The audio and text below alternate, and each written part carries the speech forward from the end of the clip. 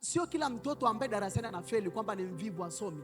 Hapana, wengine wanasoma kwa bidii, wanajitahidi kwa kila namna ila wafaulu. Sometimes unakuta ni mashambulizi ya kiroho yanawaandama kila siku. Mwingine kabla mitihani anasoma, anaelewa, akifika kwenye mtihani haoni maswali. Mwingine akiwa nyumbani yuko na afya yake vizuri, ila akifika kwenye geti la shule kichwa kinauma, anazimia, anarudishwa nyumbani. Akiwa nyumbani yuko vizuri, ila akiwa shuleni hali inakuwa mbaya. Wengine walianza kufeli walipofika kidato fulani. Sometimes kuna mashambulizi ya kiroho yako nyuma yao. Sometimes unaweza ukamtandika kwa viboko vingi, unaweza ukamchapa ukaona kama mtoto elewi, kumbe mtoto ni mzuri kabisa, anasoma, anajitahidi, lakini kuna kitu cha kiroho kimekamata kichwa, kimekamata ufahamu wake. Watoto wako wanasoma, wapigishe magoti, weka mkono kichwani, anza kuombea akili zao. Omba kwa jina la Yesu kwamba akili zenu azitakasa kwa jina la Yesu.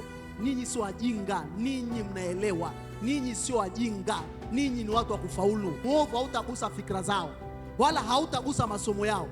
Maana utajikuta unategemea tu upande wa kawaida kwamba nitamtandika viboko akifeli, kumbe sababu ya yeye kufeli haipo kwenye mambo ya kimwili, ipo kiroho zaidi.